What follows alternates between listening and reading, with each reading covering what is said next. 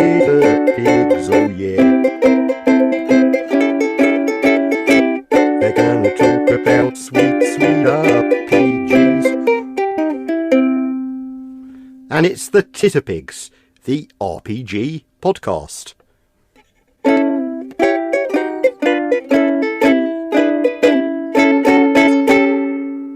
Am I getting paid for this one?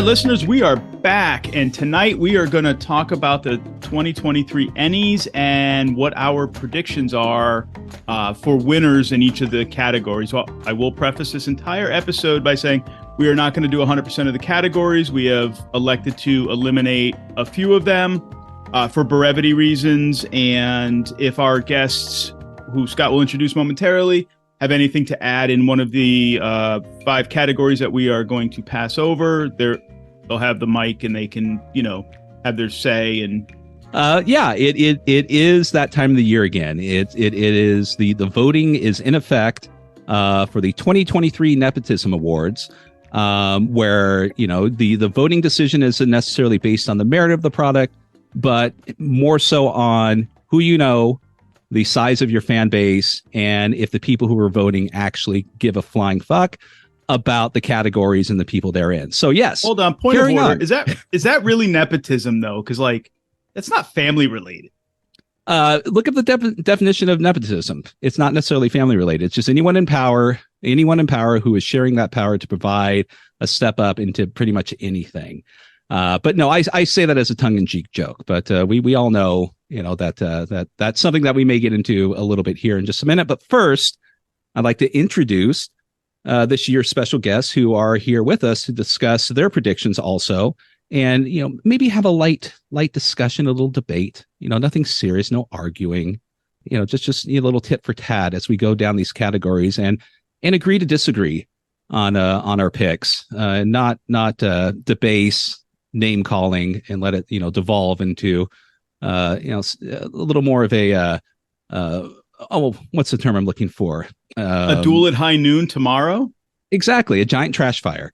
But anyways, I digress again. So with us this year for our 2023 Ennie picks is we have James Droucker and Lloyd Gyan. Lloyd, I always mispronounce that. Yes. What? Droucker. I appreciate that you apologize for my name being mispronounced, actually. That's more important than the way you mispronounced James's last name. It's way better for me. Please. Thank you, Lloyd. You're welcome. I heard it and I was like, stand up. Well, then I will actually hand it over then and let our guests introduce themselves. So James, how about you go first? Yes, James Droucker. That's okay, Scott. I forgive you. Right. Because this is one of those friendly podcasts. Yeah. I'm a writer in the space. I've worked with Sons of Singularity, and I've been working with Alex Galat of Critical Hit Publishing, making scenarios, and starting to do some of my own things. And I just kind of hang around different places and make fun of myself and talk about RPGs, and that somehow got me an invite to this little shindig. Mm-hmm. Yeah. Well, welcome. Yeah, welcome. I'm glad to be here. Yeah, this is fantastic. And Lloyd, how about you? Hi, I'm here because we didn't want to have 3 white people talking about podcast nonsense. So that's what I'm here for. Thank you very much for having me on. I really appreciate it. I'm glad that you decided to have some color to your podcast after all this time.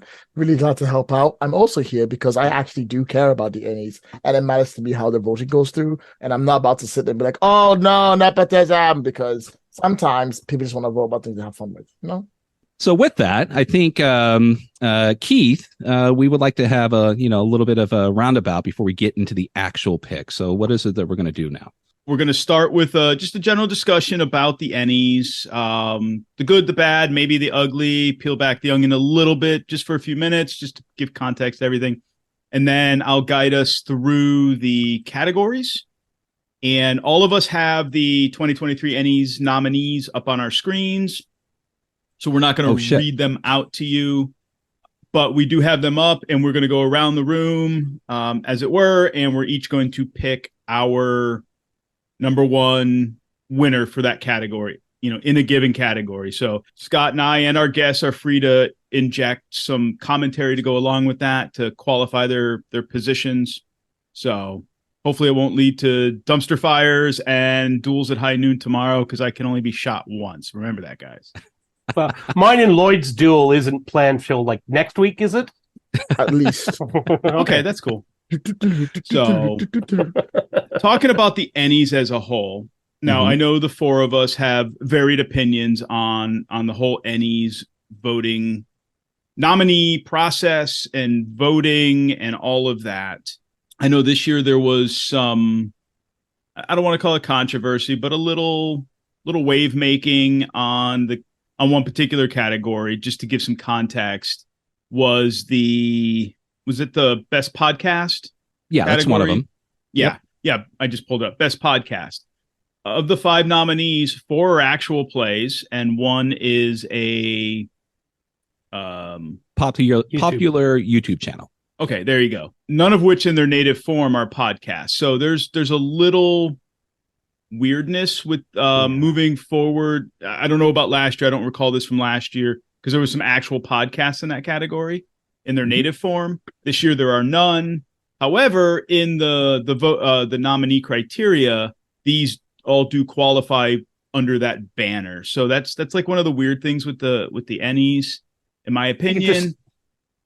Just needs to be renamed is all I think is the problem. It's like best media. It is odd because the naming convention of the category is what it is. But if you do a little bit of deep diving, because it's not particularly clear on the page, there are subcategories and definitions built within the name. But it doesn't stand out, and you actually have to go into different areas of the website.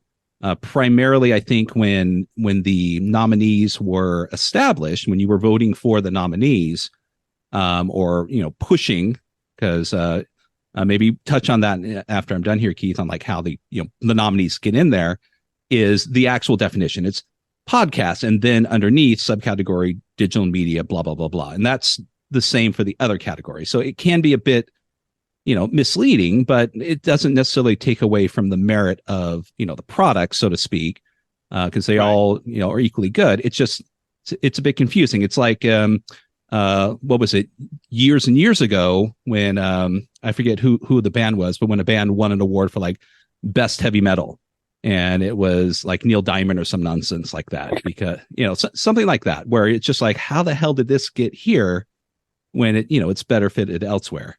And I know someone's going to be screaming, no, it was actually this, but something like that actually happened. But Keith, I'd like to talk about this a little bit more, actually. Go ahead. Yeah, please. The problem is that we are going to have to stretch a lot more on the definition of what a podcast is.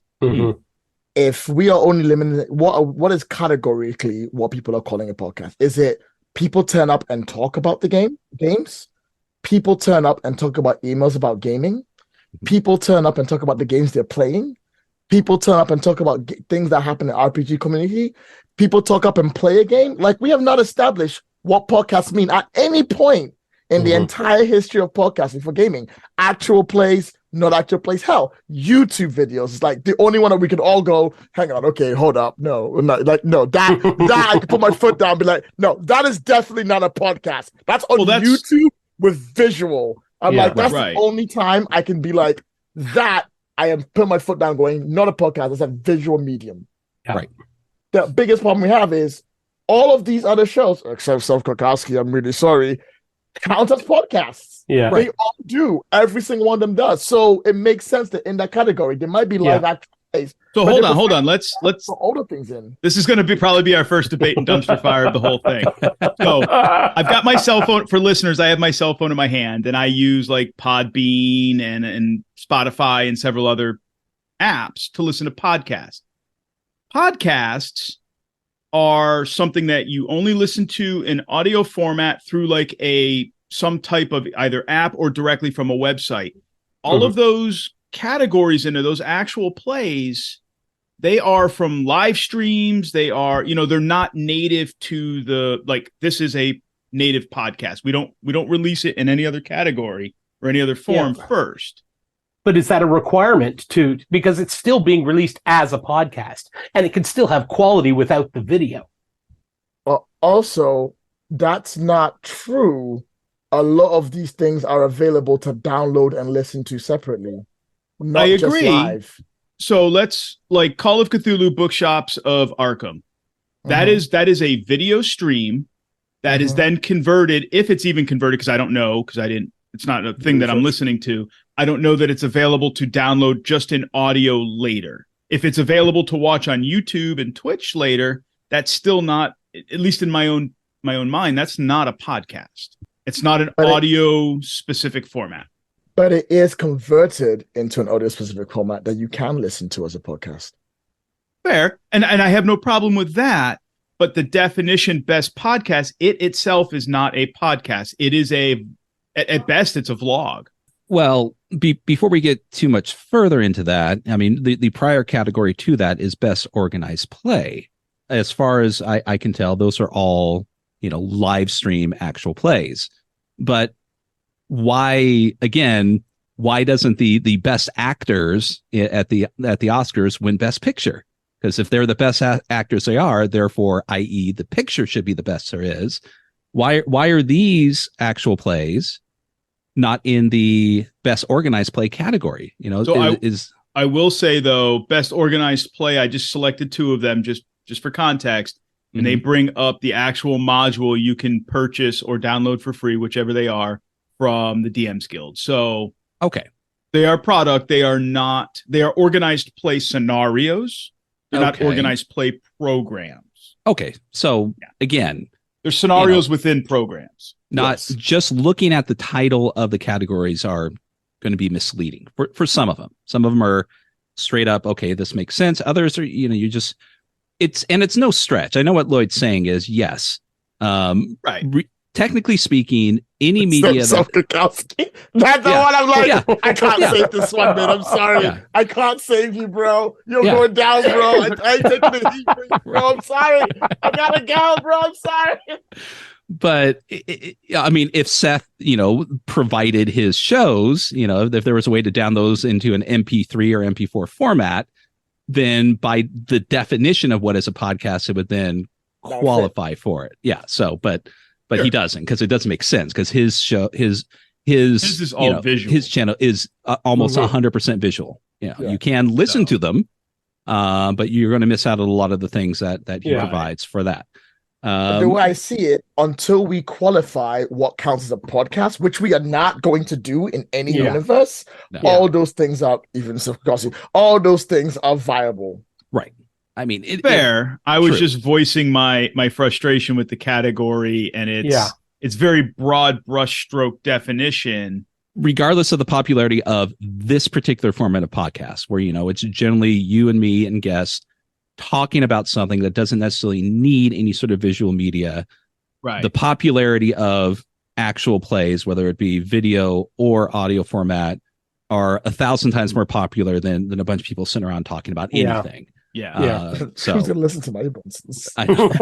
All right. So what do you guys? So what do you guys say we jump right into this and give our picks in the categories, and if you want to add any commentary to qualify your pick, because let's face it, this is a popularity contest of the products. I have not read every product on here. Hold on, Lloyd. I'll let you talk in a second, because I know you and I have had this conversation before. My general conceit, and I'm going to posit the idea that the Ennies are nothing but, as Scott said, a nepotism project, and it's a popularity contest. Well, because if you don't know the name of a product, are you going to be bothered to go look it up and do your research before you vote? Some people will. Most people will. I posit the theory that most will not. You're gonna vote for the things in numbered order from 1 to 5, based on what you know first, what you've seen, or what name you recognize, and then the others be damned. You might vote, you might not. That's my general operating theory, since I've been voting on the Ennies for years. Now, Okay. Seth released his call for votes on his video channel the other day, and he mentioned an interesting thing, saying that he cared more about the fact that he got the nomination because he felt that mattered more, because it was chosen from by a selected bunch of judges, from how I've gathered it.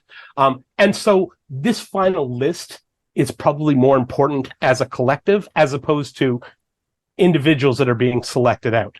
And I think that should definitely be taken into consideration. Just as for the value of all of the nominees here, I think they all, for the most part, deserve to be here. So arguing about, the nepotistic elements and stuff after that, it's a valid conversation, but these people still deserve. Absolutely. Well, it's Lloyd? an award Notoriety, ceremony. yeah.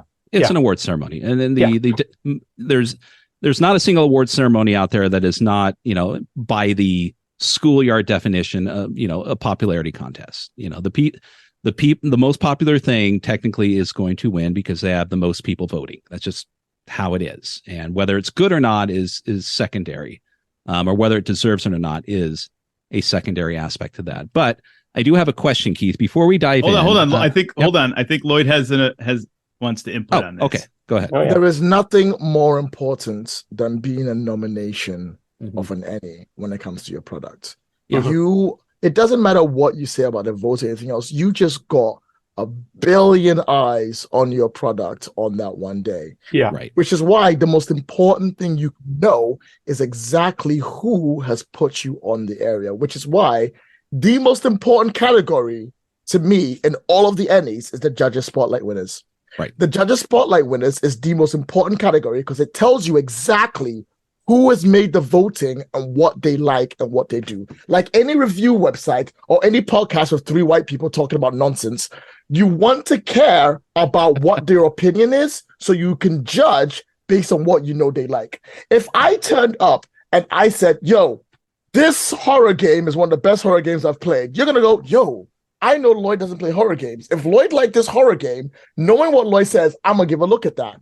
If you look at the Judges Spotlight winners, they tell you what kind of player and person they are.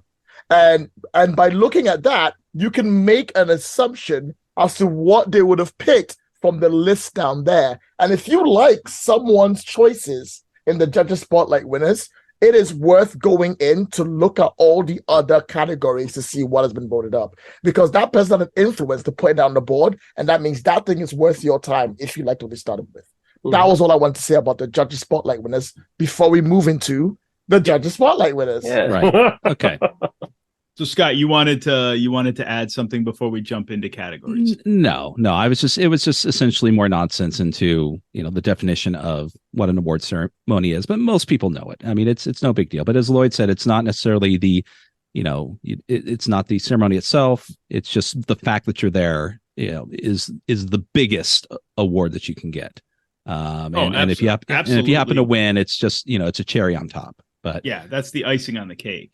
So before you pop in, I just want to clarify for those who aren't aware, the Judges Spotlight winners, this is not going to be picks.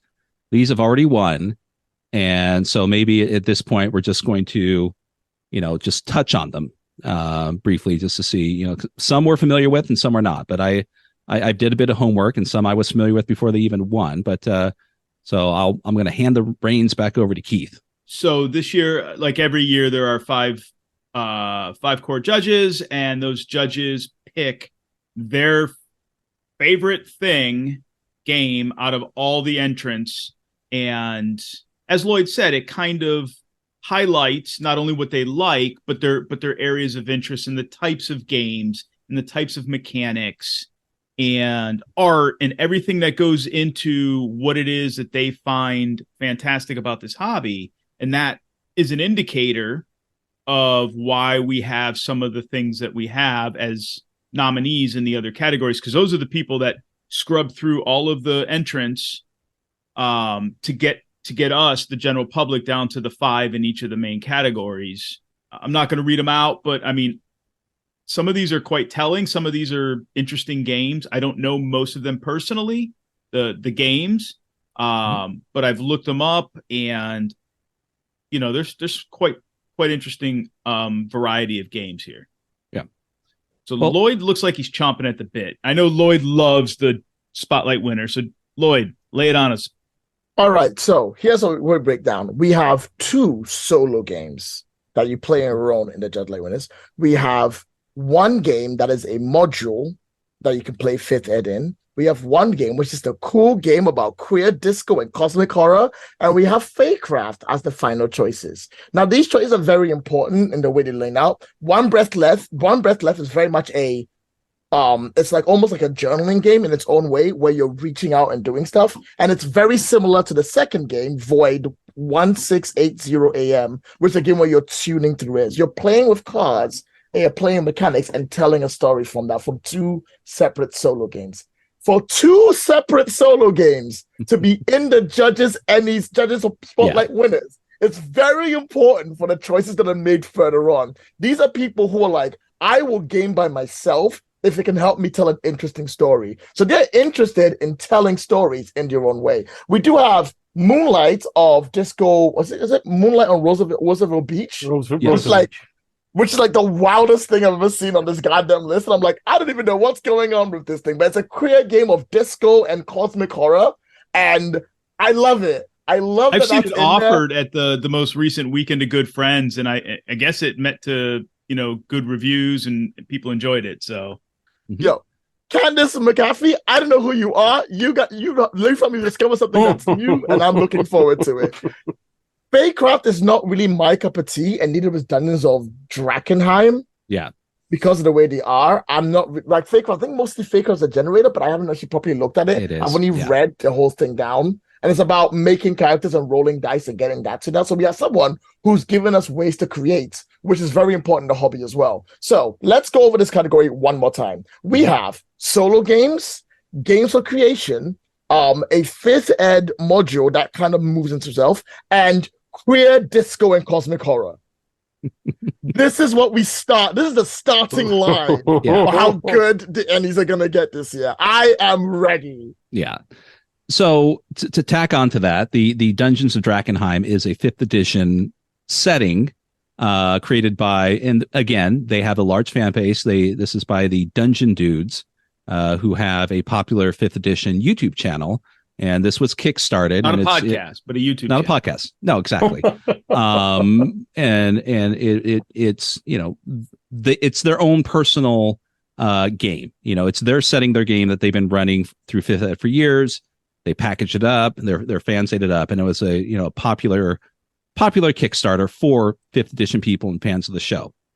Not really my thing. It's still it does tend to be as interesting as it is.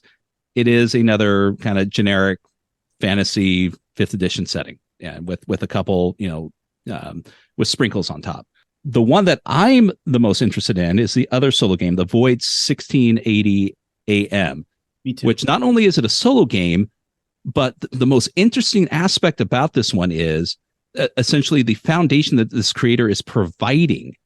So it's a solo game where you're generating, you're essentially a broadcaster, and the best description I can say is you're a DJ, and you're spinning songs, you're creating a story at this, as your DJ. People are calling in, weird stuff happens, and so you have this ongoing story.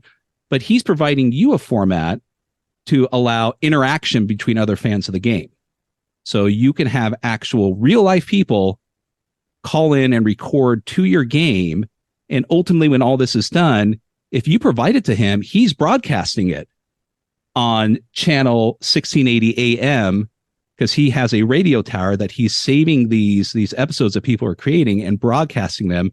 And likewise, a YouTube channel because of the biggest issue, of course, is on YouTube. People, you're encouraged to spin your own disc, so there's going to be copyright infringement. So there's this live action, interaction of the game that is interesting, especially for a solo game, because it's a solo game. You're playing by yourself. You're not necessarily interacting with other people, but it does provide you that aspect if you want to, but in an interesting format. So I can just looking at it and hearing about this, it's there's a good reason why I feel this one, whoever picked this one, why this one was provided, because solo games are all great, gaining in popularity. There's tons of them out there, and they each provide a different experience, but this provides something a little different than just sitting down and journaling in your book and having a satisfying story and closing your journal and moving on to something else. So, but the other ones not quite as familiar with. But yeah, I agree. Just this kind of this list is just smacking you in the face, going, hey, this is going to be a wild ride, so get ready for all the rest of the stuff that's going to be coming out this year. The only one I was familiar with was Faycraft, and it's not really up my alley to begin with. Your description of Void 1680 AM sounds like, turning a game into pretty much an art installation in its long form is really kind of fascinating. But I'm not a big fan of solo games. I play these games so they can play with other people. So that's just my own personal thing. I'm most interested in that Moonlight on Roseville Beach. That sounds like a blast.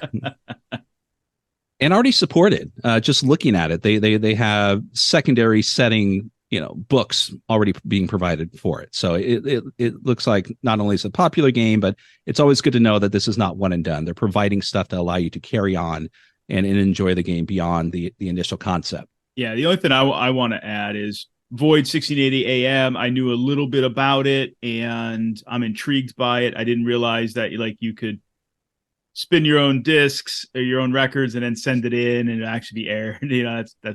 That's unique, and that's quite intriguing. And then, as I said, the Moonlight on Roseville Beach, I've seen it at two virtual online conventions or events, and it's been well attended and well spoken about. So that obviously says a couple of things. A, it's a good game.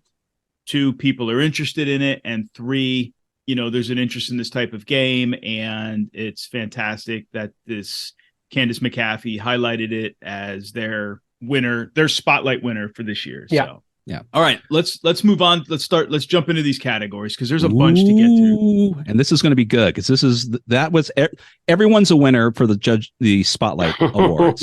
This is the one where you're going to see us give our own personal opinions. So yes, let's go.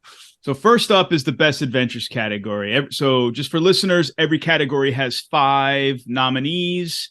For brevity reasons, I'm not going to read out what the nominees are, but you can follow along on the 2023 nominees page at the Ennie's website. And so Best Adventure, Lloyd, what do you think is going to be the winner? None. Wrong answer. I'm sorry. I cannot vote in my light conscience for what I wanted to get for, which is going to be Journeys to the Radiant Citadel, which is going to win no matter what, because it's a brilliant book. It's well designed. It looks great. The adventures are fantastic in it. I've actually read through it, but I'm not an adventure guy. I can't judge any of these. I've gone through them all and I'm like, I can't, I want to be able to give an opinion about this bit. I really like Journeys to the Radiant Citadel, but I can't give a fair opinion on any of these because I'm not really a best adventure kind of guy because I don't play adventures. So I'm going to say Journey to Radiant Citadel because I love the book and the art and how it looks, but I don't think I'm being very fair on the other source. Okay, that's fair. James. Part of me agrees with Lloyd about Journey to the Radiant Citadel. It'll be interesting to see how much backlash still exists against Wizards of the Coast right now when the voting comes down to that, because I think that's going to play a part in it, unfortunately, regardless of its quality. But for my own part, if I'm going to wave a flag, it's going to be Vaesen. I love Vaesen. I love it to death. It's a game that sticks to its guns 100%. And Seasons of Mystery, well, it's not an individual adventure, obviously. It's a set of 4. It's absolutely fantastic. So I'll say Journeys is probably going to win, but my second choice would be Vaesen. Okay. Scott. All right. So here we get into my first issue with the category thing again. Here we go. Buckle in, listeners. Best Adventure. A couple of these are core rule books, right? And the others are an anthology of adventures. So are these best adventures? Is this adventure in this core rule book, better than individual adventures that are out there? Category nitpicky nonsense aside, but that's the one where just like, this isn't a best adventure. These are all anthologies or core rule books with one or more adventures in them. And mind you, they all look good. The Broken Tales one was the one that really caught my eye, not because of the adventure, but because it looks like an interesting book and it pops up again later in another category. That aside, regardless of whether Journeys Through the Radiant Citadel is good or not, I haven't read it, but it does have the 500-pound gorilla in the room supporting it. So that's going to, in my opinion, that's going to win just because Wizards of the Coast. When was the last time Wizards of the Coast was on the Ennies? It's been years, right? To my knowledge, it's been years. But my pick is with James. Definitely Vaesen. It's a wonderful addition to the ongoing Vaesen verse that they're creating. It's definitely different than the one that takes place in Mythic Britain. It does continue to carry on with the Norwegian mythology, and all of them are wonderfully written. And it's Vaesen artwork, so you're not going to get wrong with the artwork. So that's definitely going to be my pick. But I'm going to just add here, though, the Unexpected Wedding Invitation does sound interesting, even though it is a 5th edition game. The idea of 5th edition is in Jane Austen. It's a Jane Austen type setting. It does seem like an interesting premise. I'm just not sure how a Jane Austen mystery is going to play out with 5th edition rules, but whatever. Okay. So yeah, basically. My pick would be like James and Scott is going to be, I think I want Vaesen Seasons of Mystery to win just because I like Vaesen. I like the stories, the types of stories that it allows you to tell. I like the mechanics. I like everything about the game. Although I do think just as the popularity contest presses on that Journeys Through the Radiant Citadel will be the winner. That's the one that's in all the big box bookstores and all of that stuff. It's again almost like it's really good. I'm not saying that it's not good. Yeah, I know it's good. Right, it's not 5th edition. I use the term loosely. Vanilla from WotC 5th edition products are not my cup of tea. That's not to say that they're bad in any way, shape, or form. And Radiant Citadel is what little I've read of it, because I've skimmed through it when I'm at my local game store on numerous occasions, is very well written. It's got some great content. It's got a broad appeal. And if it wins, it deserves to win. Absolutely. Although personally, I like Vaesen more than I like 5th edition D&D, and that's why I want Vaesen to win. Right. So. And there are going to be people. Well. Go ahead, Lloyd. Yeah, well, beggars can't be choosers, so that's the way it is, baby. Right.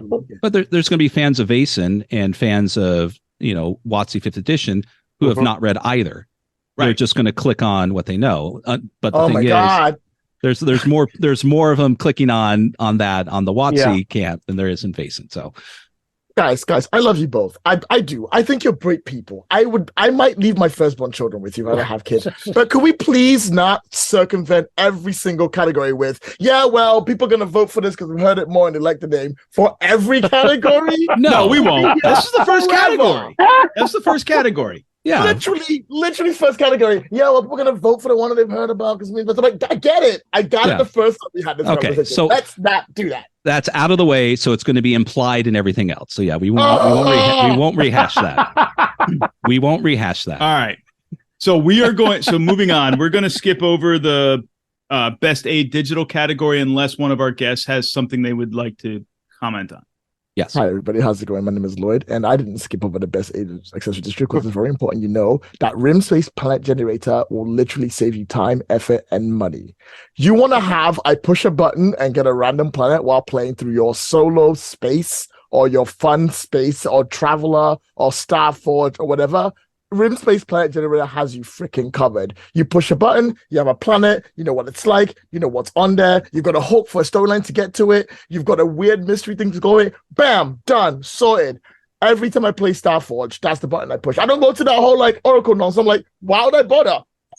Oh, cool. I guess I'm on a gaseous, giant, scorched terrain, standard gravity, moderate atmosphere planet with an unidentified object and a funky story about a damaged slit of floating orbit. What more do I need? It's so convenient. It's incredibly useful. It's a giant bookmark. It's a genuinely useful online digital tool that is also free. Yeah. And I'll you've convinced me. I've bookmarked it. And I'm with Lloyd. Not to go in the other categories so we can move on. That's the one I voted for too. It is a fantastic site for a generator. Everything else is just convenient stuff. This one is just chef's kiss. It's a great legitimately an accessory that makes your life better. Got it. Right. Yeah. Right. And let's hope it wins because I voted for it too. So all right. So moving on to best aid accessory. This is the non-digital category. Let's start with Scott this time. Oh boy. Okay. Because I know what you want to pick. Yeah, the Witcher hybrid dice set. That's who doesn't want another It's not what I was thinking, dice. But no, this one's an odd one, just because it's a best aid and accessory. And the one that I voted for was the Book of New Jerusalem, not because it's not, it's great. It is fantastic, but much like the Pelgrane Press accessories, no one uses it. It's a great read, but no one's going to use it. It's a great read. I have it. I've read it. I read most of it. It's a great read. It's like the Dracula unredacted book. That you can't The actual read? book. Yeah, the one you can't read. It's no one's going to sit down at the game table and read through the entire Dracula novel as a prop. And same thing with the Book of New Jerusalem. But yeah, so I just, that one just was voted from I'm familiar with it. Although I was highly tempted to vote for the Maw, which is just a mishmash of a Call of Cthulhu props that you can use. They look wonderful. They look fantastic, but I wouldn't know what to do with them because they're specific to the adventure. I'm not familiar with the adventure, so I really couldn't, in good faith, give my vote. But yeah, so this one was quite literally just, I know this one, I'm going to vote for it. The other ones, All right, don't Lloyd, know or don't care. What's your pick? I'm going to go with Dakuma, the R&D for your RPG. I quit. Why would I not? What's wrong with that? Okay, shall we go to the list and see why we picked that? Okay, let's start from the top. One is a fucking adventure that I don't know to play, and I've no idea I'm going to go for it, so I'm not going to be on there. One is the Book of Jerusalem, really pretty, no one plays. One is a freaking dice set. I know, right? And the other one is expanded character sheet journals that are very pretty that no one's going to use because they're too pretty and no one's going to use it for one character that you play. Who's playing Transformers right now, bro? Who's playing Transformers? And it's like, I can't wait to buy a big Transformers box. Put your hand down. Who's playing Transformers, bro? I love Transformers. The best thing on there for this category is the Kuma, the R&D for RPG. I don't give a damn what you think, and that's how it's gonna be. I can't wait to hear your choice, Keith. What's it gonna be? Ooh, can't wait to pick these better character sheets. Ooh, before game I don't play. Ooh. Before Keith, you give your vote. I'm going to point out not only is this the year of solo games, but Dakuma is the first of many tarot cards that are going to be sprinkled throughout the other categories. So, all right, Keith, pick your character sheet James so first. we can move on. James first. Well, I'm picking the Book of New Jerusalem myself. Wow. Hey, I'm a GM predominantly, not a player.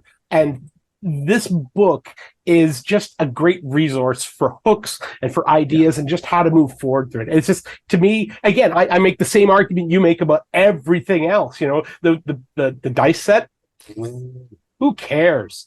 I don't know enough about the Maw. Agreed. Yes. Fuck the dice set. The dice I'm so sorry, Richard. What is it doing there? I don't know. The expanded character sheet journals. I mean, it's like finding great character sheets are dime a dozen online. So it's just, I'm sure they're pretty. I don't. They're again, lovely. They're great books. I'm sure they're great. I don't care. Decima, I like the idea of it. I'm not a big fan of that pre-creation game kind of thing, so it just didn't appeal to me. But the Book of New Jerusalem, I love the potential it has for creation as a GM. So that's my angle on it. I can't wait for you to buy it, put it on your shelf, and never open it. Well, that's 90% of my collection. So yeah, whatever. It's 90% of all of our collection. So my vote is for easy pick, the Book of New Jerusalem because I've read most of it, and like James said, and Scott highlighted, it's great setting information. It's great for story hooks. It's great for the game master. I don't know how well the players would take to it. Yeah. That said, it is connected to a specific campaign, but it is generic enough, like some of their other small format books from Pelgrane, that you can use it outside of that campaign. It's connected to the campaign, but it has a broader use in terms of general information that you can add to your own stories. Yeah, it's system but agnostic. I will, before Lloyd comments, I will comment that Decima, Decuma, or whatever will never get my vote. I'm standing tall on that fucking rock. I'd just like to point out and ask, I can't wait till 5 years' time. I ask you all how many games you've played using the Book of Jerusalem, and the answer is 0 because you put it something when you're gonna fucking. You can ask me in 5 years how many games I've created or influenced. Do it to spite you now. He's gonna be like, "Oh, I go into Jerusalem in 1927. Oh wait, I don't know anything about that era. All I got is this book. Oh, no one's gonna play. Oh, well, that's done. Whoops, there goes that game." And you can ask me the same question about Decima or Decuma, whatever it is, and I can tell you that there is a better book that is far cheaper that does so much more than it does and offers that Decuma is not worth my time or effort. So, but it didn't make the Ennies though, did it? Because it's not a role-playing product. It's for story creators, for authors. Oh. So that is a hill I will fucking die on, listeners. It's fine. Spicy, spicy. I'm coming for all of you. This podcast, every one of you is going down. All right, I love you, James. we're moving on. It's going down. Don't you worry. We're going to move on to the best art in the cover category. So yes, Lloyd, lay it on us. What's your pick? I mean, it's going to be a pick that's not even like a question to me easily. It's going to be Xanadu and Nibiru expansion. I don't even have to try. Every single Nibiru book looks way better than any right to be. They always look good. They are beautiful on the shelves. If you play the games, which I actually do, and I'll just put it on my shelf, guys, please remember that. You would enjoy the books. You would enjoy the cover. You would enjoy the art inside. It is inspirational. It always calls for what it says, and it does what it says in the tin. It makes you know that you're playing a freaking weird and odd game. You don't get what it's about, and the art tells you that you don't know what is going on just from the cover alone. All right, Scott. My vote out of all of these is going to be Blackbirds. And like Lloyd mentioned, with Xanadu, with the Nibiru, it doesn't tell you what it's about. Well, in my opinion, a cover should at least allude to something. What am I expecting here? For Xanadu, a giant horse with wings that's made out of metal is waiting for me at the end of a dark tunnel. Okay, great. Sounds fantastic. Let's go play this. It's interesting, but the other ones are, and mind you, this is a merit of art too, the quality of the art. Shiver Gothic, nice. It looks okay. Swords of the Serpentine is just a generic fantasy, cover. And the historic arcanum, they don't touch as far as I gotta say, since when does a skull have a fucking mustache? When you paste it on. I mean, haven't you ever dressed up a skull before? But not since last year. But proficiency wise, what the hell?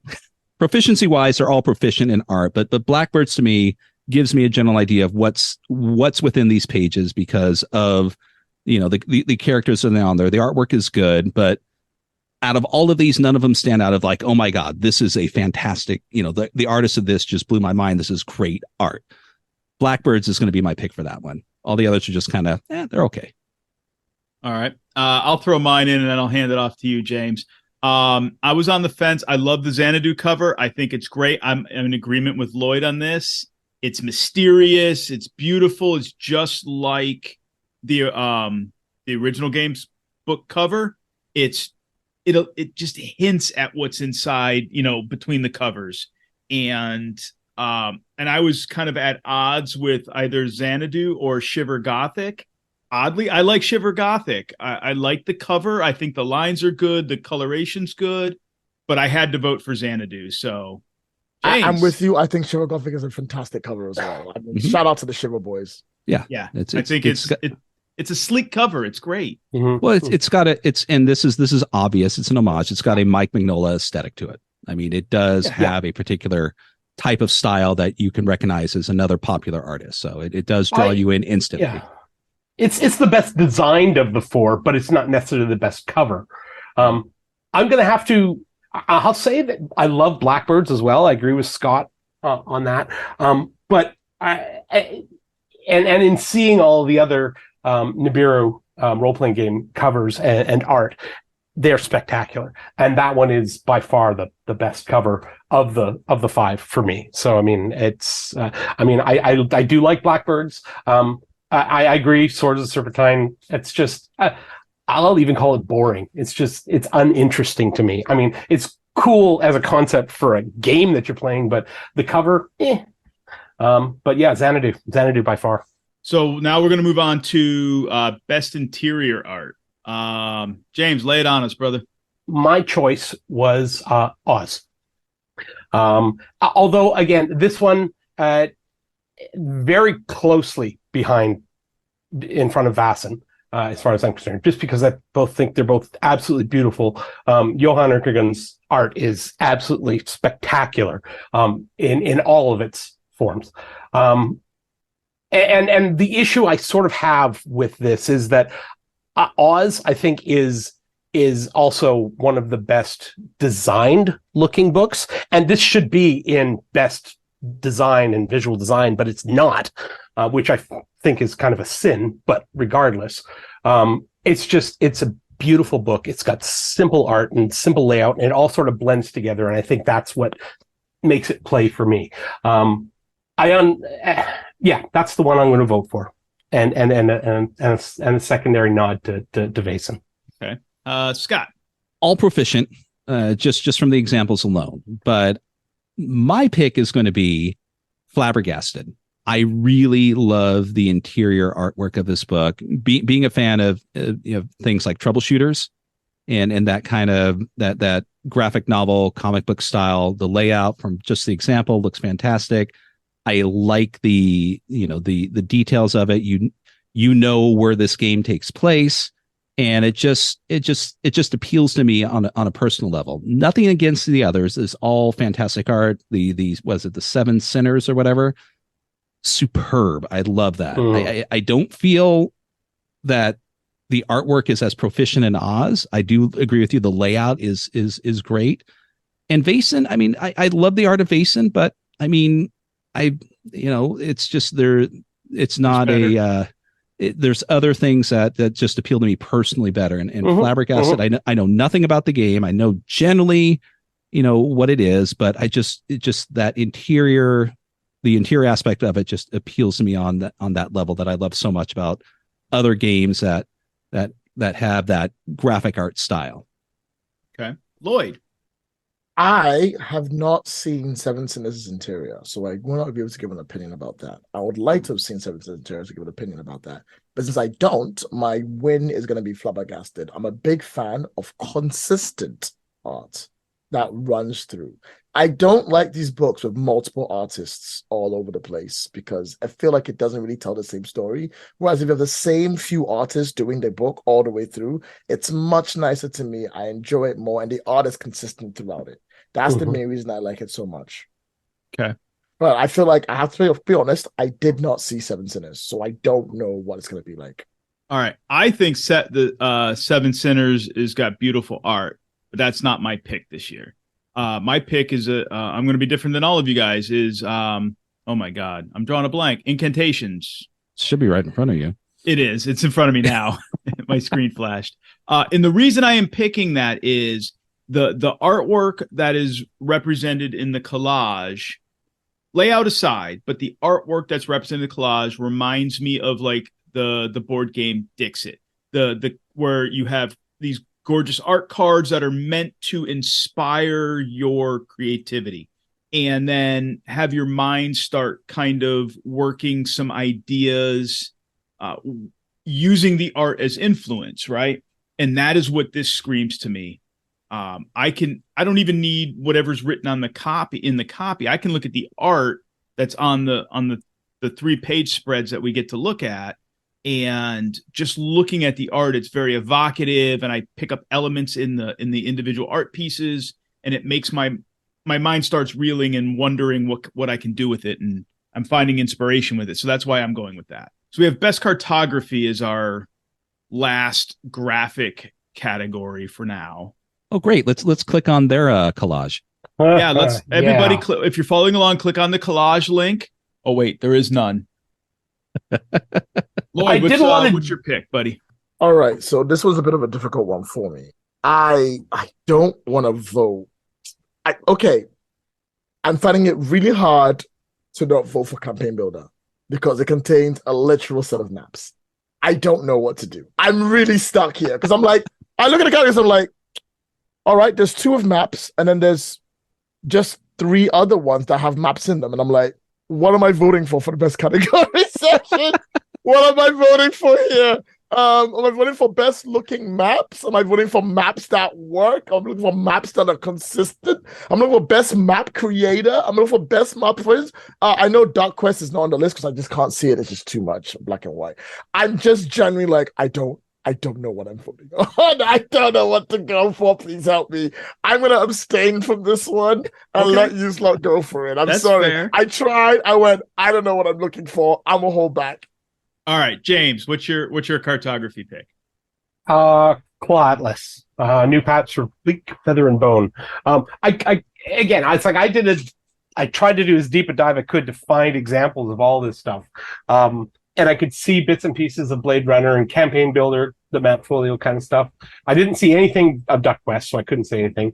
And High Guard. I'm looking at the Duck Quest map right now. Well, It's a great lucky map. you. I didn't see it. I'm just like, I can't look at this. Yeah. I'm sorry. I can't look at this. Claw Atlas for a couple of reasons. It's like I love the style of it. It sort of spoke to me. Just it had its own hand-drawn style, but also the game itself, from what I've gathered, is about populating those maps or creating those maps and giving them personality. So I think if you have an already compelling map that's created for a game like that, you're doing the game a huge service already. So for that's the thing that sort of put me over the top with that one. And of these, like almost of the entire list of all the nominations, Beak, Feather, and Bone is one of the most interesting games that I'm getting out of this. It's something I really, really want to check out because of this category. Okay, Scott. Well, this is going to be the first nepotism pick of the evening. For me, simply because He's going for Blade Runner. No, and mind you, I'm with you with the Duck Quest one. I did, some of these you got to find the maps. Some of them that you can't even see. High Guard, there's no way to see the maps in that book unless you own the book. Duck Quest, it is an interesting map, but it does hit you like an old school map of Disneyland. There's just a lot going on. I'm sure it's a wonderful map, and it looks like a lot of work was put into that with the details and kind of with the comic aesthetic that's associated with the game. I love the Blade Runner maps, but they're proficient maps. They look just like the Alien maps, and they look just like the same, but they're still great maps, and they're usable. They're not just something you slap down. They're designed to function with the game. With the different areas and how you handle movement in the game. But my vote is going to be High Guard, simply because I know a couple of guys that made that book. So that's okay. I'm wanting them to win just because I want them to have an award. So I couldn't tell you what the maps look like.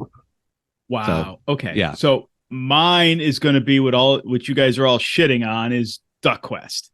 The map. I love the map. It reminds me of one of those old video game cloth maps like Ultima 5, but obviously better graphics. It's just got that kind of old aesthetic to it, like old video game aesthetic to it. I think it's actually really good looking. I do. I don't think it's overly busy. It's kind of got this like 2.5D. It's not quite 3D, but it's not quite 2D appearance.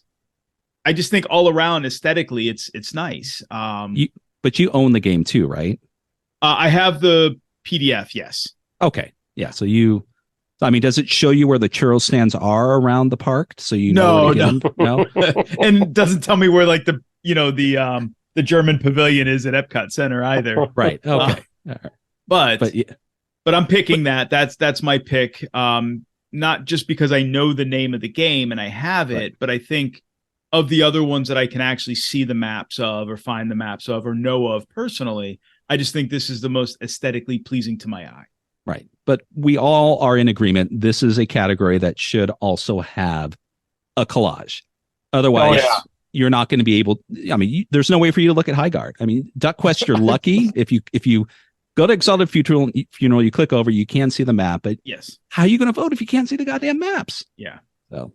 Okay, let's move on to the best electronic book. Now, I will preface this category by saying we had some pre-recording conversation about electronic books, and this is the one category in the main category for the Ennies for games or books that are only released through like community content programs that can qualify for outside of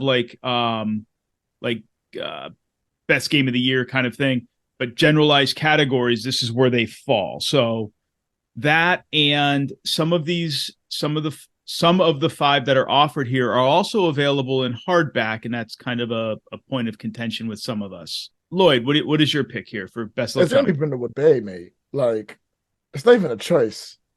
Now, that's not fair because technically I don't enjoy Brindlewood Bay's touch on the cosmic horror side, but I enjoy the amount of stories you can tell based on it, the way it generates and put things down. Also, I know every time I pick a Jason Cordova video with Ed Moscow Choice in here, it makes Scott and you cry. So of course, why would I not? There's no reason not to. Literally to start shit. Just to start shit. Shout out to Coven of Cats, actually having a VTT connected to everything out there, but I'm picking Brindlewood Bay because fuck you. And fuck you too, Lloyd. All right, James, what's your pick? I think my heart wants to say Host and Hostility, but I'm going to have to go with Brindlewood Bay as well. Yeah! Double, All right. baby! All right, Scott. I just like the aesthetic and the look of Coven of Cats. And it does seem to be a true electronic book where it does seem to provide you something more than just a PDF. And it also, if I'm not mistaken, it comes with VTT plugins for you to play. And so it is, in this really kind of odd category where it's hard to nail down what actually qualifies as an electronic book other than just a PDF. It does seem to provide you a little bit more than just a cheaper, easier way to get an RPG, onto your table. So definitely Coven of Cats mini campaign. It gets my vote. And as far as I'm concerned, there's only 3 others that I would vote for. Okay, so mine is like Lloyd and James. I like Brindlewood Bay. I like the stories that it tells because I have read it, the original pre-Kickstarter version. I have it. I've read it. I've reviewed it. I've enjoyed playing it, and I'm not the biggest fan of the underlying cult mythos rising kind of thing as well. I could take that out of the game, and it's just a fantastic game without it. I don't know why it's in this goddamn category. It is a print book. Now, just because they can't get it out to backers in a timely manner, that's not my problem. And that should not be your problem as consideration for Ennies, but it is a brilliant game. Absolutely. But like Scott, I am going to go with Coven of Cats mini campaign. I think it just, I don't know, something about it just is really interesting as a game, but also that it is purely electronic book with the VTT element connected to it. And that just within the spirit of the category that appeals to me. And I think it's worthy of winning over Brindlewood Bay, which would be my second pick. So, how do you feel about that, Lloyd? I think I am glad that you bowed to your superiors. All right. Moving on to because my superiors say we have to keep moving. We are going to, unless you guys have... No, we're not skipping this category. Okay, we're not skipping the best family game and product. No, we are not skipping the category, and I'll tell you why. One of the most important categories in this section should be the best game, family game. There are so many people who play with their kids. There is no way we should skip this category. It's too important to have it to go, hey, this game works really well with children.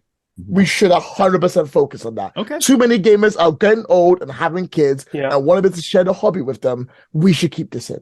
Yeah. Okay. So what is your pick, Lloyd? It's gonna be Princess God. Now, you might think Lloyd's gonna go for Avatar Legends because Lloyd is a giant Brendan Conway fanboy, and Lloyd will literally kiss the ground that he walks on.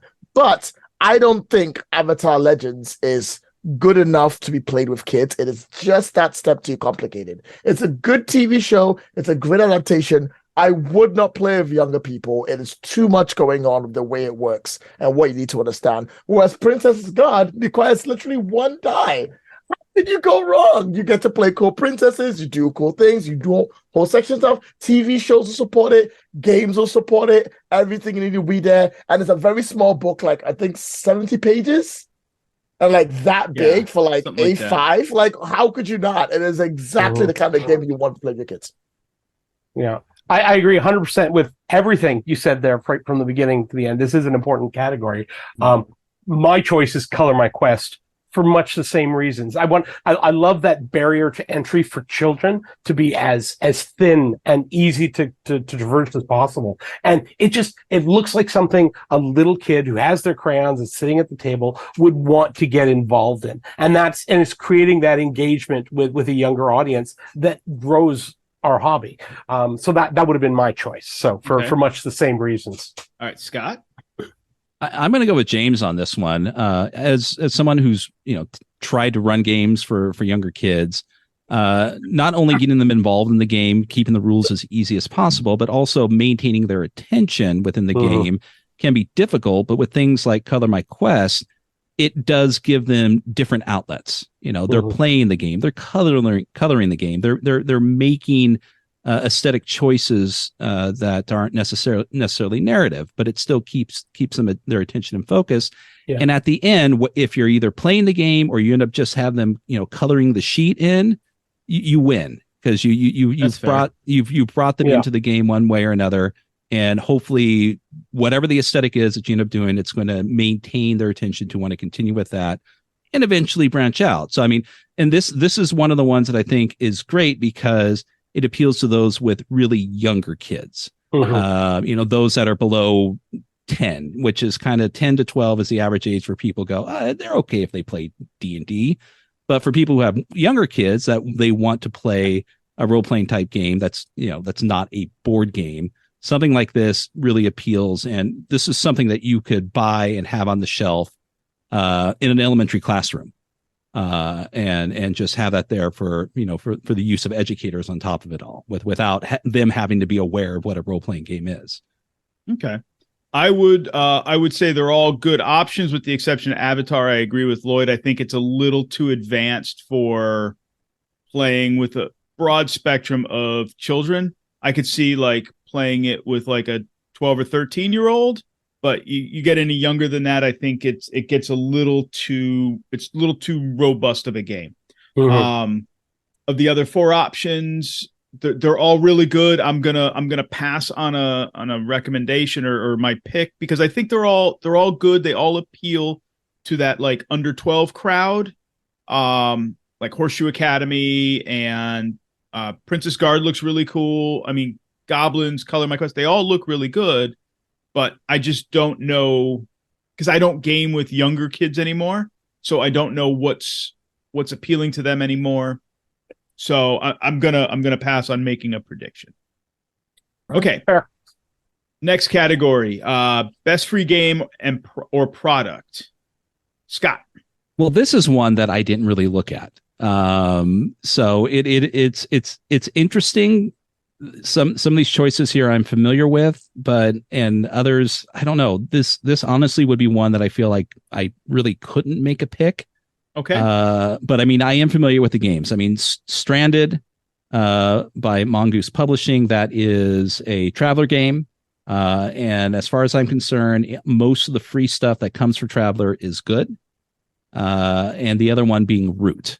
And as long as the free game that comes with Root doesn't come with a horrible, trashy tote bag, I think you win. Yes. So I think I'm going to abstain from this one because I didn't even actually vote in this category when I did my vote. So fair. Lloyd. Yo, dog, gonna be that Talon Hill, yo. Not even a joke. Are you kidding me? Every one of these that have come out have been fantastic. Every single one has been a great help. They come with adventure, they come with pre-gens, they are free. It's like the whole game is in the book.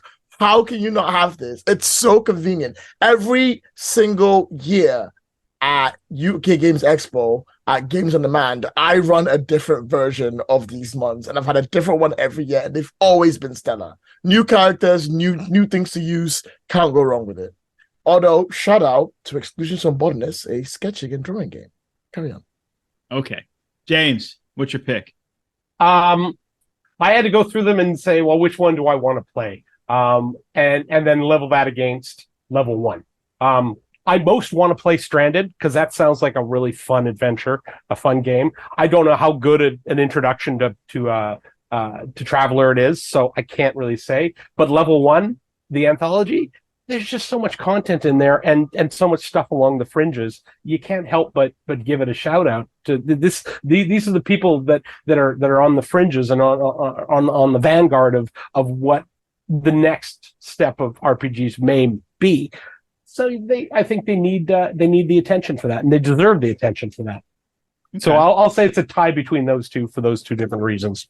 All right, I'm in Lloyd's camp. Root. I'm a Root fanboy. I think the quick starts they put out every year for Free RPG Day it's a condensed version of the rules, literally a quick start with the pre-gens, with a clearing to play, with lots of options, and it gives you literally bang for your buck, which is no money. So all the other stuff is good, but I think Root takes the cake on this. All right, listeners, I think we're going to take a quick breather for an audio break for you to listen to one of our fantastic ads.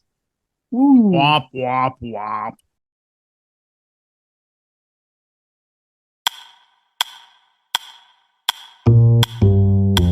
Hello, listeners. Scott here, and I hope you are enjoying this episode of Titter Pigs. Do you know that we're now monetized on Spotify? That's right. For as little as 99 cents a month, you can help sustain future episodes and other special events. All you need to do is go to our Spotify homepage, click the About section, and there you will find the support link, or click the link in the description. Know that Keith and I really appreciate any support we get from our listeners, no matter if it's a bit of pocket change or simply sharing Titter Pigs with other people. And now, back to the episode. All right, listeners, we're back. We're going to jump right into the best game category. Ooh. Lloyd, lay it on us, my friend.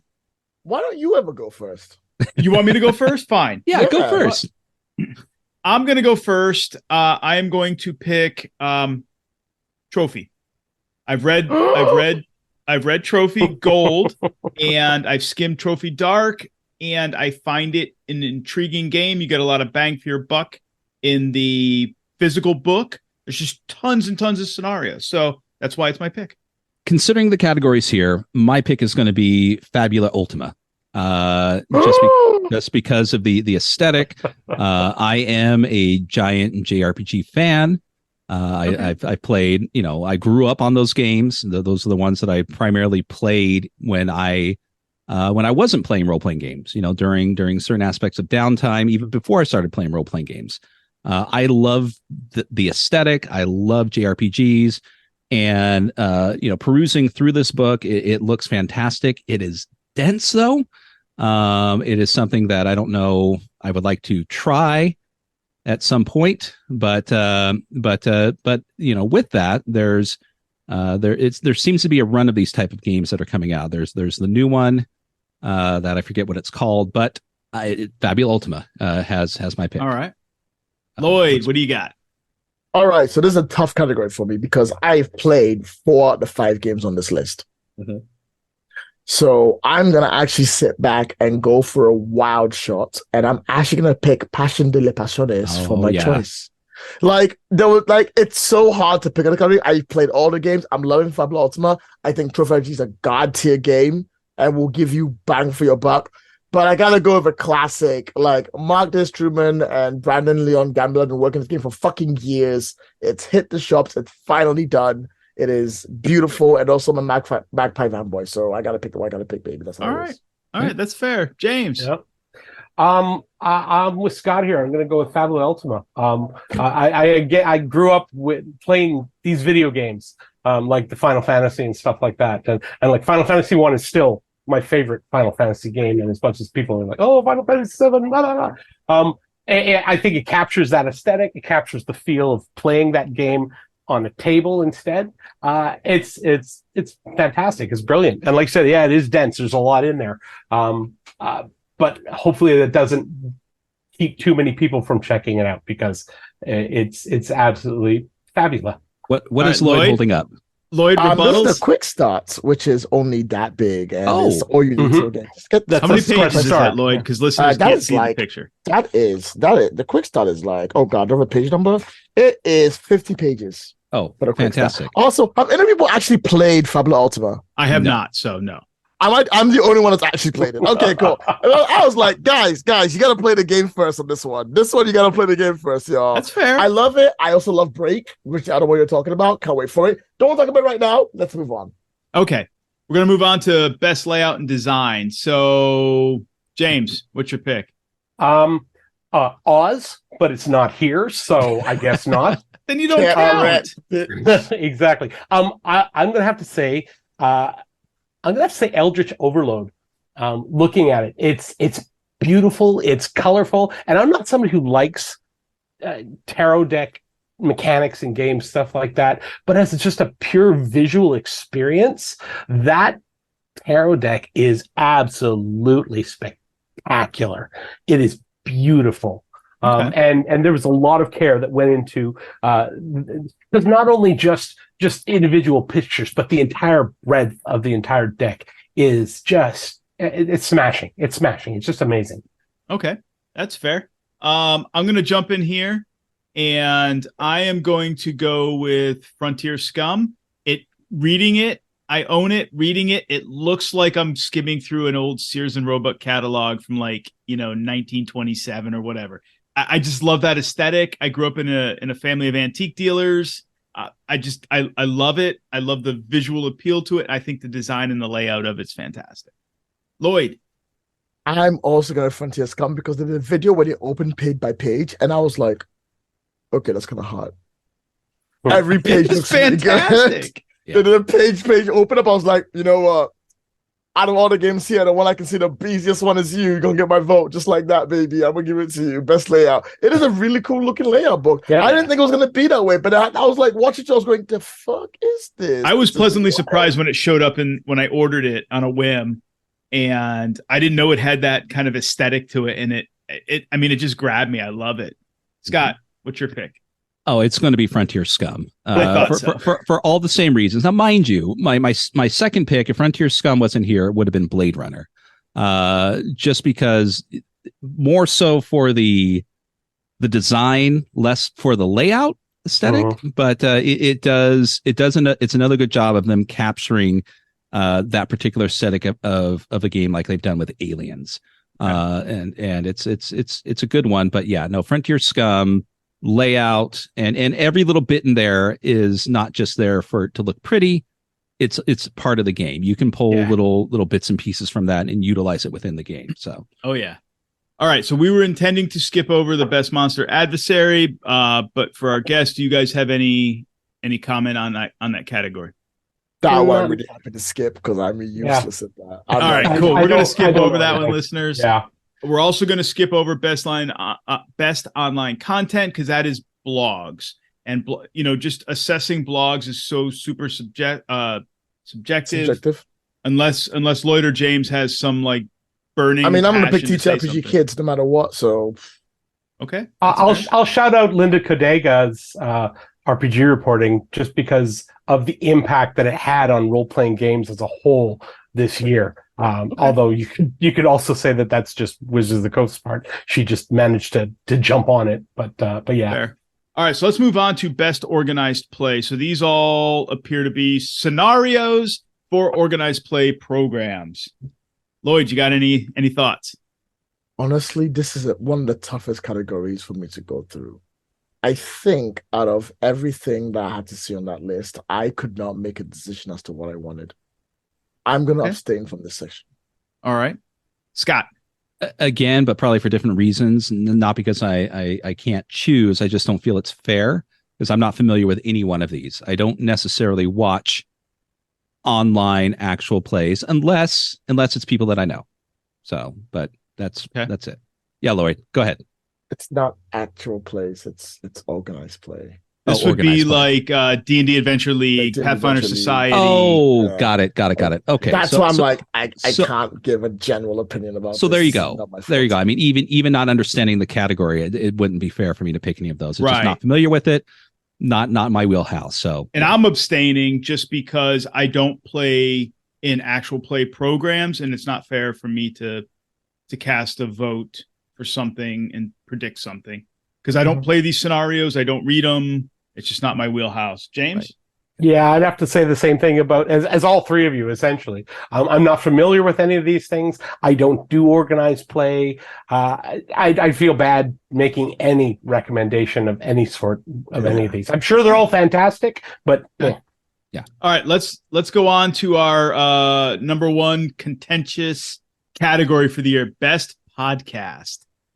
Since we're not going to discuss what a podcast is, we did that at the top of the show. All right, so listen, Lloyd. Listen. There is no reason why we're not all going to vote for Seth Kakowski, even if he's right. Like, let's wait. Listen, we're all voting for it. Let's just say it and just move on. All right. I'm in. Yeah, pretty much. I'm That is the man. We're done. We're not going to pretend. We argue that he doesn't need to this category. We're still voting for him. It's just the way it is. All right. Okay. Even if Seth accidentally got put into like best cartography, it'd be like, I mean, those maps are nice, but we're going to vote for Seth. Because that's how it is. That's how it is. I'm like, there's no way we're not all voting for him. We don't even care anymore. We're doing it. I'm sorry, Seth. That's just how it is now. Congratulations. Enjoy your podcast. All right. So Seth gets a unanimous vote from the four of us. We're moving on. Right. Best production values. I'll throw in here first. I've only looked at a couple of these in their physical state. For me, it was a toss-up between the two that I've really looked at in the past, which was the Blackbirds, the Servant of the Gods edition, which is their super ultra deluxe version, and Empire, Warhammer Fantasy Role-Playing Empire Within, Empire in the Ruins Collector's Edition. Both are gorgeous, and I voted for Blackbirds. I just think aesthetically throughout, from cover to cover, it just hits all the points for me. James? Blackbirds as well. Same reasons. Okay. It's just beautiful and it's well put together. Yeah. It didn't feel like there was any expense spared, which is sort of what you're looking for with the best production values. Right. Scott? I'm going to go with the ones because I don't own any of these. But the one that I looked at the most that I kept going back to time and time again was Household.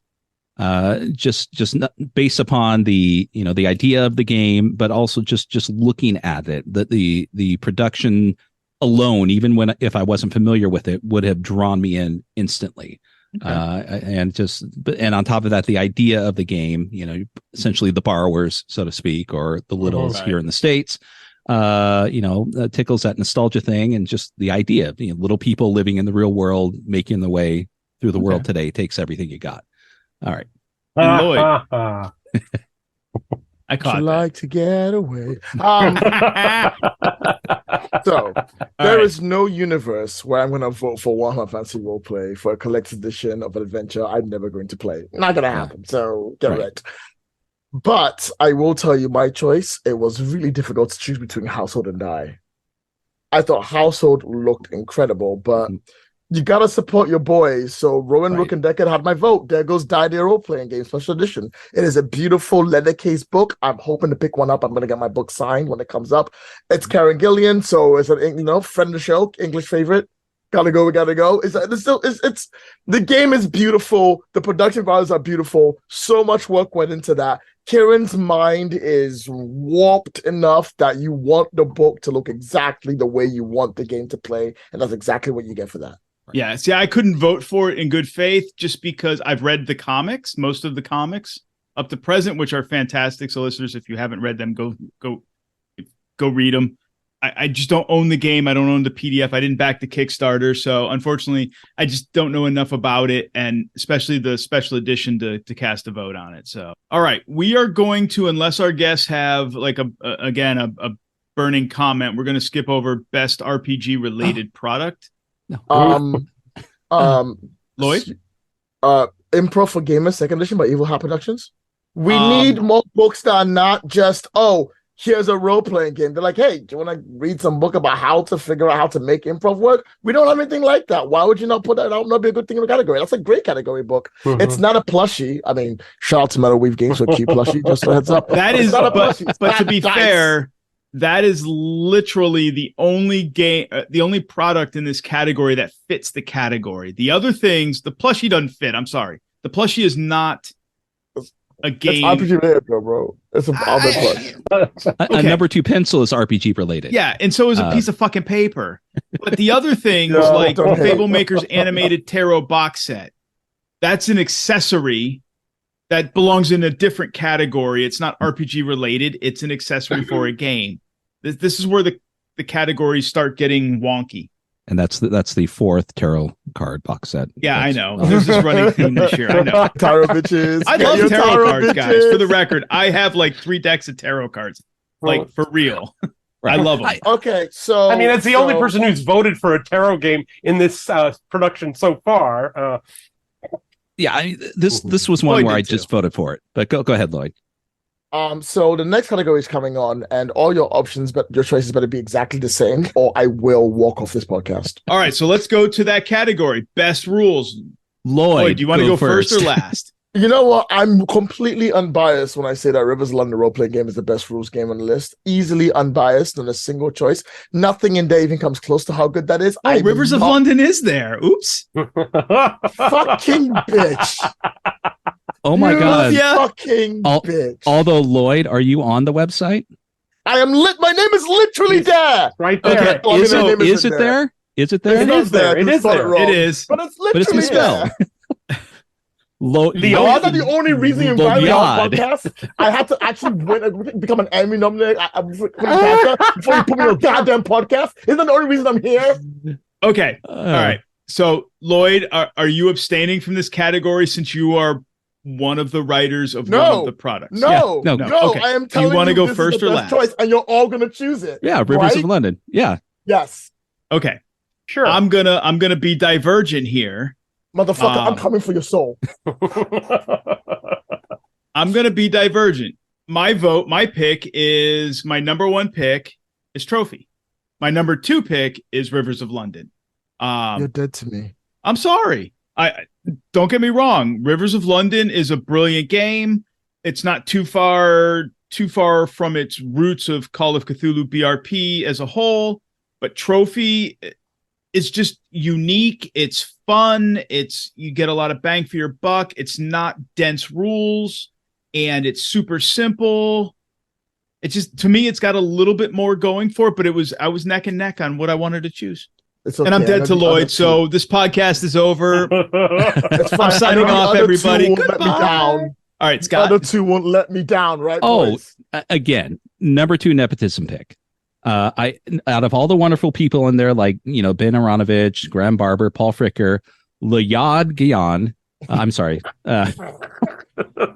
Ennie, can you fix that, please?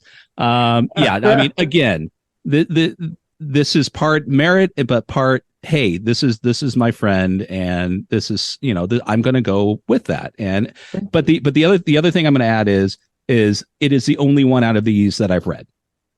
So the other ones I really couldn't tell you if these rules are good or not.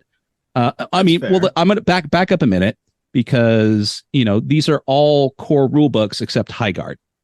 Highguard's a supplement. It's not a rule set. It's just supplemental rules for Traveler. Now, I think mind they you, just that put was it in the wrong category. We'll just skip Highguard. It's not. but that's my second pick, because again, for nepotism, because I know some people on that also. I'm sorry. There you go. So I mean, it's the other ones could be fine rules, but I'm just not aware of them. But yeah. So that's it. Nepotism for the win. Yeah. All right, James. I'm probably in the same boat as Keith. I'm kind of vacillating between Trophy and Rivers of London, but I'm going to have to go with Rivers of London just because I do think the rules are pretty. They're just good right out the gate, and it's the best one on the list. So. And for listeners, the new podcast will be Titter Pigs with Lloyd and Scott from here on out. Yeah, because Keith's dead. All right, Lloyd, lay it on us, brother. Right? I hate to say this, like I can't. I hate that I'm having to vote for a basic role playing RPG just because my name is on there. Don't feel bad. Abstain. I can't. My name is on there. I gotta vote. It's I become fine. demon. All right, so Lloyd's vote is for Rivers of London, not because he's in the book or anything, but because it's fantastic. All right, moving on to best setting. James, what's your pick, my friend? Vaesen. I just love Vaesen too much. Okay. I've heard amazing things about Swords of the Serpentine in that it's one of the most fantastic settings ever created. I like the feel of Shiver Gothic. I don't know enough about Drakkenhall, and I don't know enough about Vermin 2047, but I'm just absolutely in love with Vaesen. It's about that simple for me. Fair. Scott? It's going to be Swords of the Serpentine for me, primarily because I'm reading it. And it definitely is drawing me into the setting. I do love the Mythic Britain and Ireland. It has a special place in my heart, and I think it is in itself a great setting. Personally speaking, I don't feel that it gives enough to essentially, leave the Norwegian lands of traditional Vaesen and go there. It almost seems like a detour. Now, if they continue to build upon it, that'd be great. I was under the impression when I backed this that Seasons of the Mist, which was part of it, was a set of adventures for it.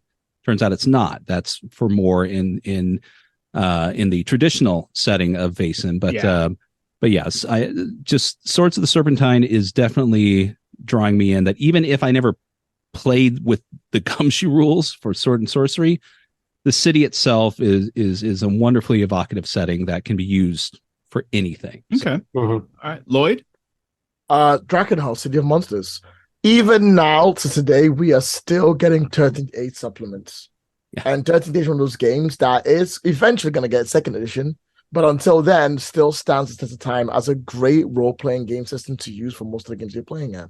It came out around the 4th Ed era. It is essentially, if you ask me, pre-5th Ed, and definitely works better for it by just existing as it is. And to be honest, it was either going to be that or I'd be forced to vote for Swords of the Serpentine. And if you think I'm going to vote for a gumshoe game, you've got another thing coming. All right. So I love Vaesen. I'm not shy about my love for Vaesen. I've been sporadically reading Swords of the Serpentine. That is a big, huge, dense book. And I've skimmed Shiver Gothic, Secrets of Spirehome recently. And when I cast my official votes, I went for what I've read of both of the two latter books. I went for Shiver Gothic. I just think it's very evocative. It's rich. It just really further embodies what the original game is all about and the type of stories with new themes now, obviously the Gothic theme. I just think it's good. That was my vote. My number 2, was Swords of the Serpentine. All right, best supplement. Scott. Into the Sesson Citadel. Okay. I love the Into the Weird and Wild. I picked this one up. Into the Weird and Wild is a system agnostic setting dealing with the weird aspects of traveling through the wilds and the forests and the in different aspects of that. This focuses on the city aesthetic, the urban fantasy aesthetic, and I think it just provides an enormous amount of detailed information that you can use in just about any setting. And it's a beautiful book, and it the writing just draws you right in, and you can pick and choose, but it is a wonderful read from beginning to end. Okay. Lloyd, what's your pick? Roll and Play, the sci-fi character kit. I'm doing a lot of gaming around sci-fi style games because one, I'm preparing myself to play more of Citizen Sleeper, and two, I'm doing it through Starforge. So I have two Starforge games going right now. I have one where I'm playing in a Star Wars world, and one I'm playing in the Citizen Sleeper world. And I need something that can just make me characters immediately with good backgrounds, good styles without me thinking about it. And it doesn't go wrong with that. Extra supplements are always good. The book itself physically is like a ring binder game, so you just flip all the way through it. Just too handy. Can't go wrong with it. Okay. James. I'm going to say Barkeep on the Borderlands. And as a caveat to all this, I'm not I'm not very familiar with most of these. So I had to look at them in terms of how I'd want to be able to use them. Barkeep on the Borderlands, 20 bars, a whole bunch of NPCs. And I believe there is also a campaign within it. It's like a bar call campaign. That sounds like a lot of fun. That sounds like a bunch of really good nights of gaming. And to boot, it's just a good thing that I can use to supplement my own games if I need. I like the whole aesthetic and the whole idea of it. I mean, how many of us have started off a gaming session, fantasy gaming session in a bar? Maybe a few times. Maybe, exactly. Yeah, maybe. So Silver platter in anybody? A cantina, maybe, but all right. And I cast my vote for Into the Cess and the Citadel very much the same reasons as you, Scott. I just think its adaptability, its usability is, because it's system agnostic, I can apply it and use it in a variety of game settings. There's just, I mean, it's like 288 pages of content for not much money for the digital book. And how can you not like a game that tells you right in its elevator pitch, this city eats people, never forget that? I mean, I'm just saying. So it's got something going for it. All right, we're down to our last two categories. We got best writing followed by product of the year. So let's talk about best writing. Lloyd. Okay. This category is a little bit wild for me, so bear with. Mm-hmm. I'm going to put my money down on the Wild Sea RPG. Simply put, the world is covered in freaking trees. They're grown everywhere. There is no sea. There is nothing else but trees. And you move along them on things that break the trees and surf the top of the surfaces to go to smaller or miles for there. It is weird. It is wacky. It is wrong. And it is written so fucking beautifully. Everything you have in the game evokes a new memory for you to figure out what it means when you see it. The little trinkets that you have can change the way you change perspective in the game that's being played, because it only means whatever it means to you during that game at that time. A string of lacuna beads could be a thing you fashion on your neck to glow to keep the spores away, or it could be a treasure given to you by a former lover that you trade for another to get them on your side. That's what makes RS RPG probably get best writing for me on that list. Also, I would rather die than put a country game on there. Fuck you. All right, I'll throw my vote in. This was tough for me. I've looked at 3 of the 5 books. I own 3 of the 5 books, and I've looked at all 3 of those, and they're all very well written, and they're all evocative. But I'm in Lloyd's camp on the Wild Sea RPG. I just think everything about it is so well written. It's so, from beginning to, just through character creation, setting. I mean, everything is just so evocative, not to mention the art, the layout, the mechanics, but just as best writing, it is so well written. Not to say that the other 4 are not well written products, because they are, but I think for me, it's the Wild Sea. Scott. So this one's a tough one. This is going to be my 4th nepotism vote, not based upon my actual choice, but because, our friend Tim Gray, he's the, editing of the Sword of the Serpentine, and I'm not going to go into why. I've already spoke about it. But if Tim wasn't in this category, it would be the Book of New Jerusalem, because not only is the writing superb dealing with the setting, out of all of these, it's something that you can actually just sit down and read for enjoyment purposes only. Combine that with the Book of Smoke, and you do have yourself almost like a novel, so to speak, that you can just sit down and read it. That is true. And the pluses are, you can pull from it and use in the game, but even if you never are playing this game, you can enjoy it for what it is without it, having any sort of gaming aesthetic that you want to use it for. But because Tim's a friend, I'm voting for Swords of the Serpentine. Okay, fair.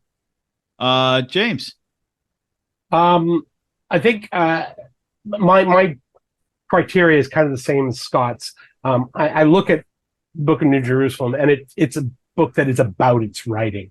It's meant to be read as a thing that is meant to be read. Well, not that a gaming book isn't.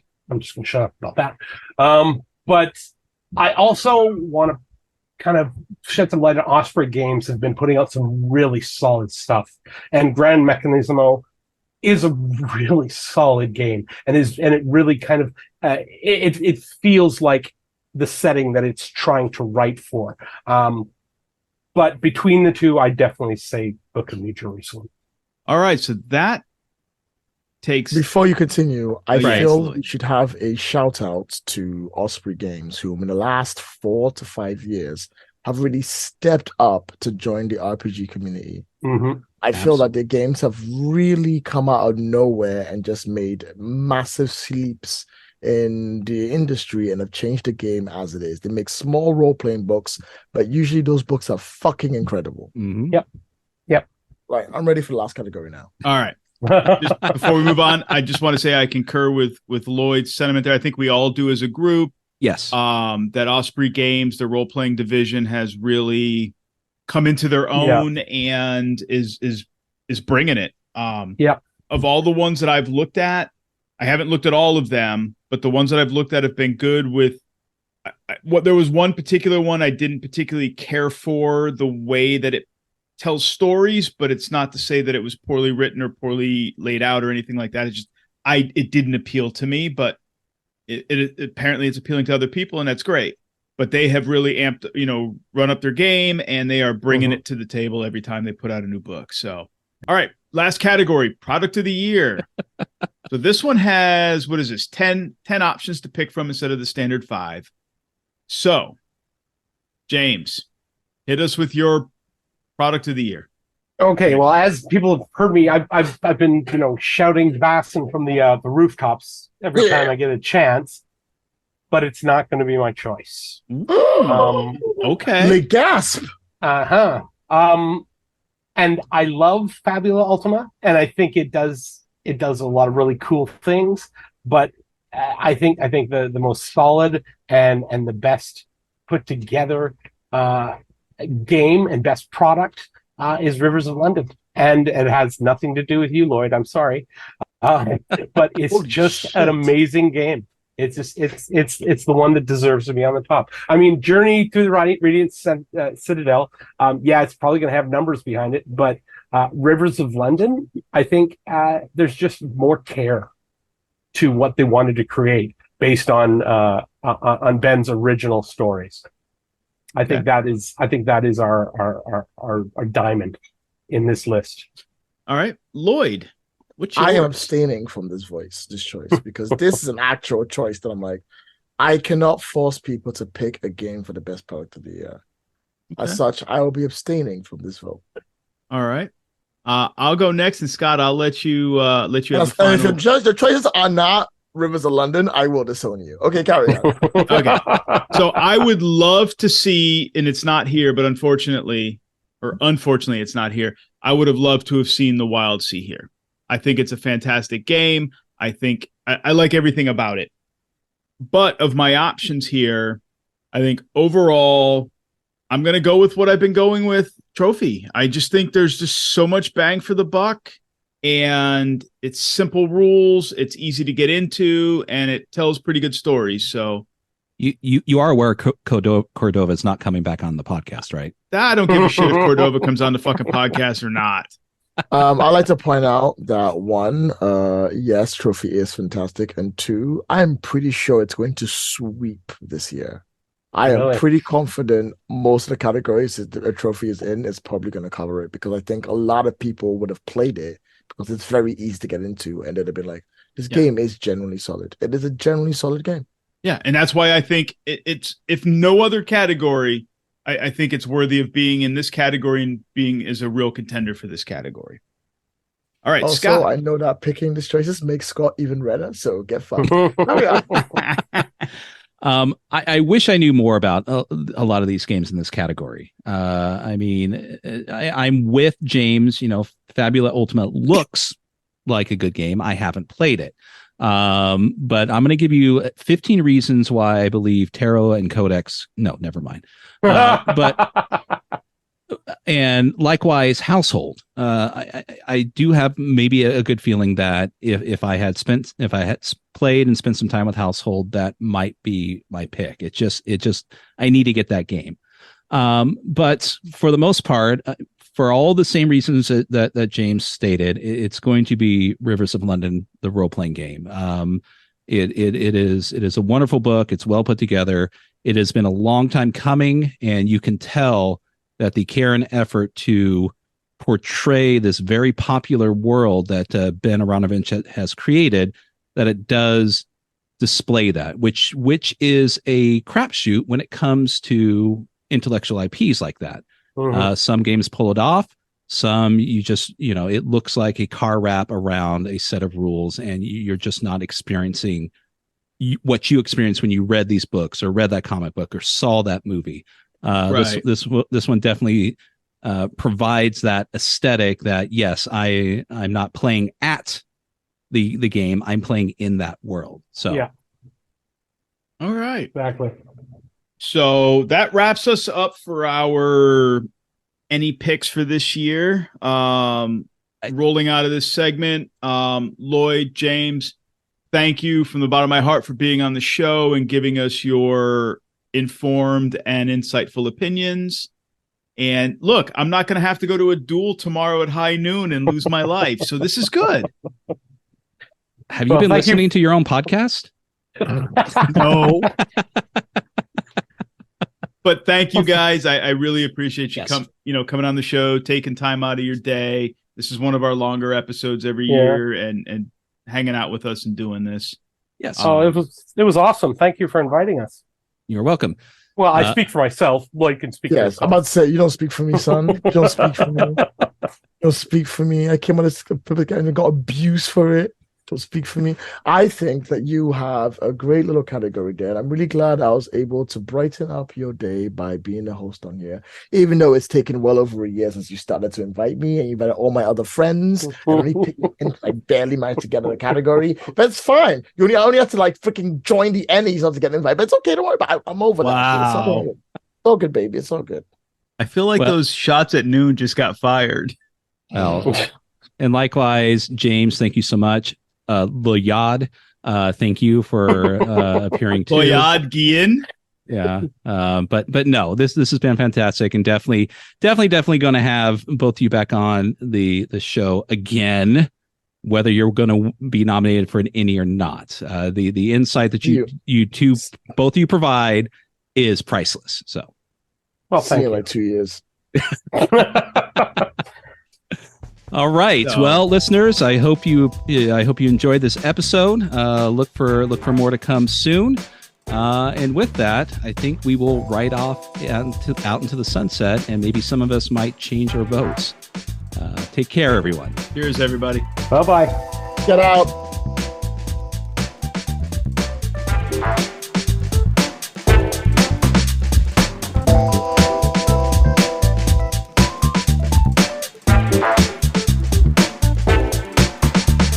Hey, Titterpigs fam, just a quick reminder, we do have our Patreon going on. It's patreon.com/Titterpigs. You can show your support there. We have 2 tiers for you, a $3 and a $6 tier, so show us some love and be part of our growing community. And speaking of our growing community, I'd like to give a shout out to our current patrons. Thank you so much to Dr. Mitch, Jason Sheets, Bud's RPG Review, Dwayne Costa, William Payne, Lupus Malum, Salt Heart, and Patrick Mullen.